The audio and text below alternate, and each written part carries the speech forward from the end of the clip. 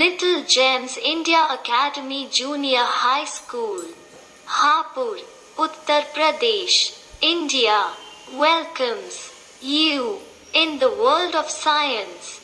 My littles, please open your book, Insight into Science, Class 5th, Science, Class 5th, Chapter 2, Animals, Protection and Conservation, page number 22. We learnt about protective adaptation of animals in the previous video. Let us revise the names of all protective adaptations. Number 1. Size and number 2. Use of poison and bad smell. 3. Escaping from danger. 4. Mimicry. 5. Bluffing. 6. Armor. 7.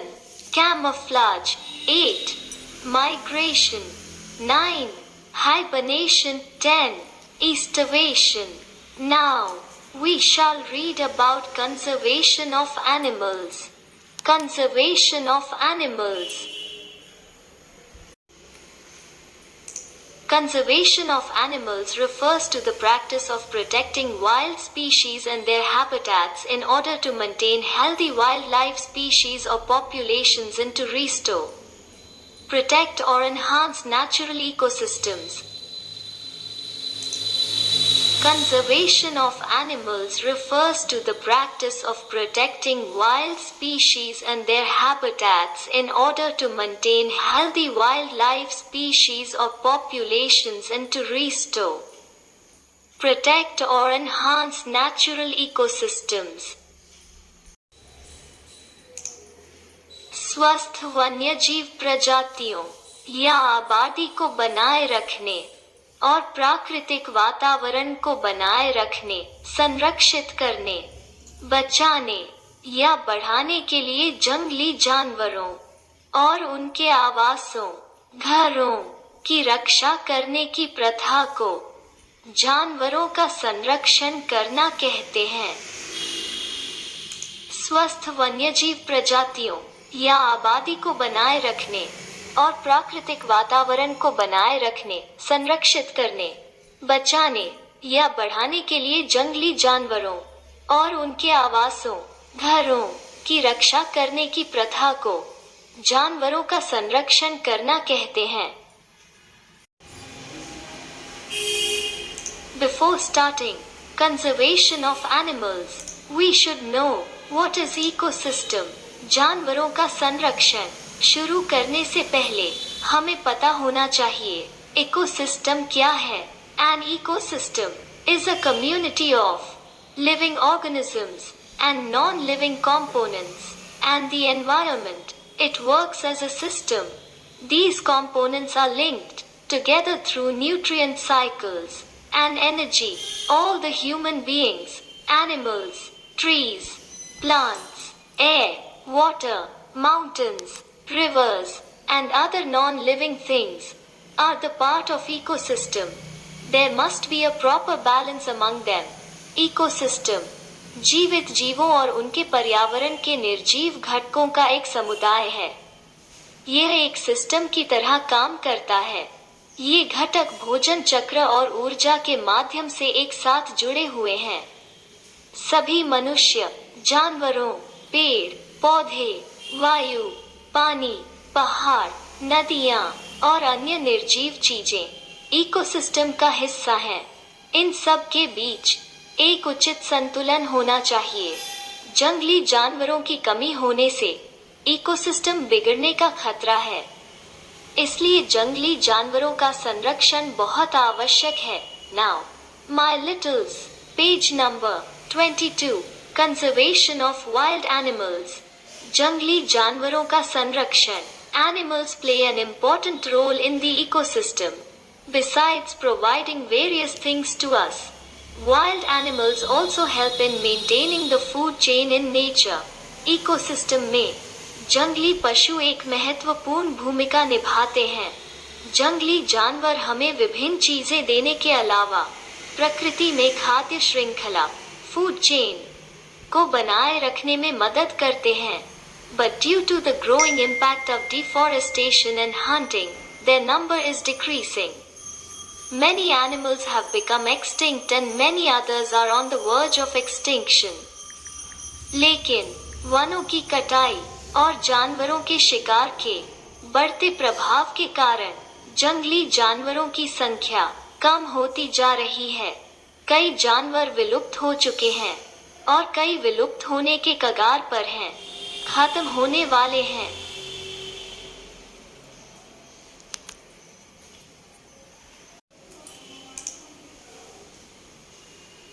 Before proceeding further, let us know, number 1. Extinct animals. Extinct animals. Extinct animals. विलुप्त जानवर. विलुप्त जानवर, the animals which are completely over, completely finished, completely destroyed. विलुप्त जानवर, ऐसे जानवर जो पूरी तरह से खत्म हो चुके हैं, पूरी तरह से समाप्त हो चुके हैं, पूरी तरह से नष्ट हो चुके हैं। Number 2. Endangered animals. Endangered animals. Endangered animals. लुप्तप्राय जानवर. लुप्तप्राय जानवर, the animals that are very few in number. If they are not protected, they will be completely destroyed. लुप्तप्राय जानवर ऐसे जानवर हैं जो संख्या में बहुत कम रह गए हैं। अगर उनका बचाव नहीं किया गया तो वे बिल्कुल समाप्त हो जाएंगे, बिल्कुल खत्म हो जाएंगे, बिल्कुल नष्ट हो जाएंगे। Many endangered animals are killed indiscriminately for their valuable skins and other body parts. Due to this, their numbers dwindle considerably and they become endangered species. कई लुप्तप्राय जानवरों को उनकी मूल्यवान खाल और शरीर के अन्य अंगों के लिए अंधाधुंध मार दिया जाता है। इससे उनकी संख्या काफी कम हो जाती है और वे लुप्तप्राय प्रजाति बन जाते हैं। Shatush is a fine material fiber which is obtained from the Tibetan antelope, the Chiru goat. It is woven into shawls. These shawls are very expensive due to its excessive hunting. For Shatush, the Chiru goat is an endangered species today. Now, the government has banned Shatush shawls. शाहतोष एक महीन fibre है जो तिब्बती मृग चिरू बकरी से प्राप्त किया जाता है। इसे शॉल में बुना जाता है। ये शॉल बहुत महंगे हैं। शाहतोष के अत्यधिक शिकार के कारण चिरू बकरी आज एक लुप्तप्राय प्रजाति है। अब सरकार ने शाहतोष शॉल पर प्रतिबंध लगा दिया है। Mink and chinchillas are exotic animals whose fur is expensive and considered fashionable to wear today, therefore has also been banned. The skins of snakes and crocodiles are used for making leather products. Mink और chinchilla अनोखे जानवर हैं जिनका फर महंगा है और पहनने के लिए फैशनेबल माना जाता है। आज इनके फर पर भी बैन लगा दिया गया है। सांपों और मगरमच्छों की खाल का उपयोग चमड़े की तरह सामान बनाने के लिए किया जाता है। Elephants' tusks are used to make ivory statues and many other things. Ivory products have been banned now as elephants are killed to obtain their tusks. हाथी दांत का इस्तेमाल हाथी दांत की मूर्तियां और कई अन्य चीजें बनाने के लिए किया जाता है। हाथी दांत के उत्पादों पर अब प्रतिबंध लगा दिया गया है क्योंकि हाथियों को हाथी दांत प्राप्त करने के लिए मार दिया जाता है। The one-horned rhinoceros's horn is considered to have medicinal properties and this has led to its massive hunting. एक सींग वाले गैंडे के सींग को औषधीय गुणों वाला माना जाता है और बड़े पैमाने पर इसका शिकार किया जाता है। The musk deer is famous for its fragrance and is killed to obtain musk. कस्तूरी मृग अपनी सुगंध के लिए प्रसिद्ध है और कस्तूरी प्राप्त करने के लिए उसे मार दिया जाता है. Efforts must be made by all of us to conserve wildlife, which can be done in the following ways. वन्य जीवों के संरक्षण के लिए हम सभी को प्रयास करने चाहिए, जो निम्नलिखित तरीकों से किए जा सकते हैं. Number 1. Habitat conservation. The natural homes of the animals must be conserved. जानवरों के प्राकृतिक घरों को बचाना चाहिए. Number 2. Hunting prohibition. Hunting of wild animals must be banned. जंगली जानवरों के शिकार पर रोक लगनी चाहिए. Number 3. Establishment of protected areas. Separate areas for animals must be made. जानवरों के लिए अलग से संरक्षित क्षेत्रों की स्थापना की जाए. Number 4. Projects. Different projects for the different wild animals have been started by the government to protect wildlife. वन्य जीवों की रक्षा के लिए सरकार द्वारा विभिन्न जंगली जानवरों के लिए अलग अलग परियोजनाएं शुरू की गई हैं.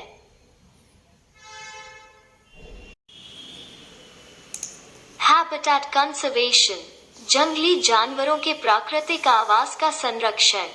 Due to the increase in human population and increase in land use, animals have little space to live. More than half of the earth's open land surface has been occupied by man. मानव आबादी में वृद्धि और भूमि उपयोग में वृद्धि के कारण जानवरों के पास रहने के लिए बहुत कम जगह बची है. पृथ्वी की खुली भूमि के आधे से अधिक भाग पर मनुष्य का कब्जा है. Fast deforestation is leading to the extinction of animals. Animals cannot survive outside their natural habitats. Preserving their habitats is essential for preserving biodiversity. तेजी से वनों की कटाई जानवरों के विलुप्त होने का कारण बन रही है. पशु अपने प्राकृतिक आवास के बाहर जीवित नहीं रह सकते हैं.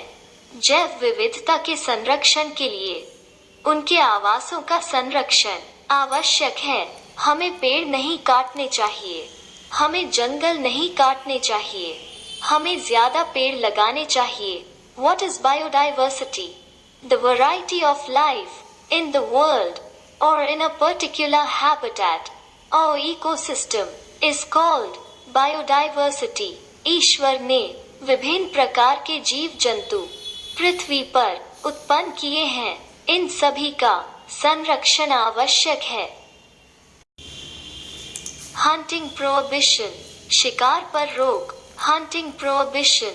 शिकार पर रोक. In India, wild animals are protected under the Wildlife Protection Act, 1972. According to the act, hunting, trapping, or capturing any wild animal is a punishable offense. It is unlawful to trade any wild animal or its body parts. So, the export of skins of snakes, tigers, panthers, crocodiles, etc., horns of rhinoceros, and tusks of elephants is prohibited. Bharat में वन्य जीवों को वन्यजीव संरक्षण अधिनियम के तहत संरक्षित किया गया है. 1972 अधिनियम के अनुसार किसी भी जंगली जानवर का शिकार करना, फंसाना या पकड़ना एक दंडनीय अपराध है. किसी भी जंगली जानवर या उसके शरीर के अंगों का व्यापार करना गैर कानूनी है. इसलिए सांप, बाघ, तेंदुआ, मगरमच्छ आदि की खाल, गैंडे के सींग और हाथियों के दांत का निर्यात प्रतिबंधित है. Establishment of protect. भारत सरकार द्वारा जंगली जानवरों के संरक्षण के लिए कुछ कदम उठाए गए हैं. Establishment of protected areas. संरक्षित क्षेत्रों की स्थापना. The Wildlife Protection Act of 1972 marks the beginning of national parks forest reserves and sanctuaries. They are reserves of land owned by the government and protected from most human development. 1972 का वन्यजीव संरक्षण अधिनियम राष्ट्रीय उद्यानों, वन अभयारण्यों और अभयारण्यों की शुरुआत का प्रतीक है। यह भूमि सरकार के स्वामित्व वाली भूमि है और मानव उसमें हस्तक्षेप नहीं कर सकते हैं। गिर national park in Gujarat is the only existing habitat for Asiatic lions in India. Gujarat में गिर राष्ट्रीय उद्यान भारत में एशियाई शेरों का एकमात्र मौजूदा संरक्षित आवास है। The Kaziranga Sanctuary in Assam is another remarkable example of saving the endangered rhinoceros. Assam में काजीरंगा अभयारण्य लुप्तप्राय गैंडे को बचाने का एक और उल्लेखनीय उदाहरण है। Wild elephants are conserved in Periya Sanctuary, located in Kerala, and the Kashmir stag is conserved in Dachigam National Park. Kerala में स्थित पेरियार अभयारण्य में जंगली हाथियों का संरक्षण किया जाता है और कश्मीर के हरिण को दाचिगाम राष्ट्रीय उद्यान में संरक्षित किया जाता है। बच्चों, अब सरकार द्वारा जंगली जानवरों के संरक्षण के लिए उठाया गया एक और कदम प्रोजेक्ट्स परियोजनाएं to create wildlife awareness among people. The government has started various national projects. लोगों के बीच वन्यजीव जागरूकता पैदा करने के लिए सरकार ने विभिन्न राष्ट्रीय परियोजनाएं शुरू की हैं। Project tiger launched on the 1st of April 1973. This project aims at the conservation of the tiger in specially constituted tiger reserves in various regions all over India. Project Tiger, the 1st of April 1973 को शुरू की गई। इस परियोजना का उद्देश्य पूरे भारत में विभिन्न क्षेत्रों में, विशेष रूप से बाघ अभयारण्यों में बाघों का संरक्षण करना है। प्रोजेक्ट एलिफेंट हाथी परियोजना, it was launched in February 1992. The project, involving 25 elephant reserves, is being implemented in 13 states and union territories. In India, हाथी परियोजना इसे फरवरी 1992 में शुरू किया गया था। यह परियोजना, जिसमें 25 हाथी क्षेत्र शामिल हैं, भारत के 13 राज्यों और केंद्र शासित प्रदेशों में लागू किया गया है। India rhino vision IRV 2020. It aims at protecting rhinoceros. They have been hunted for a long time for their horns used in traditional medicines. This project aims to increase the population of one-horned rhinoceros to 3,000 by the year 2020. India Rhino Vision IRV 2020. इसका उद्देश्य गैंडों की रक्षा करना है। पारंपरिक दवाओं में इस्तेमाल होने वाले उनके सींगों के लिए उनका लंबे समय से शिकार किया जाता रहा है।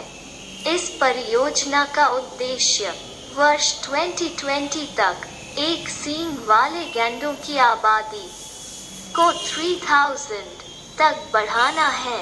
बच्चों, प्रकृति के अनुसार चलो, सभी का सम्मान करो, जानवरों को मत मारो, पेड़ों को मत काटो, विज्ञान को अच्छे से समझकर याद करो, आगे बढ़ते रहो। धन्यवाद। जय हिंद, जय भारत।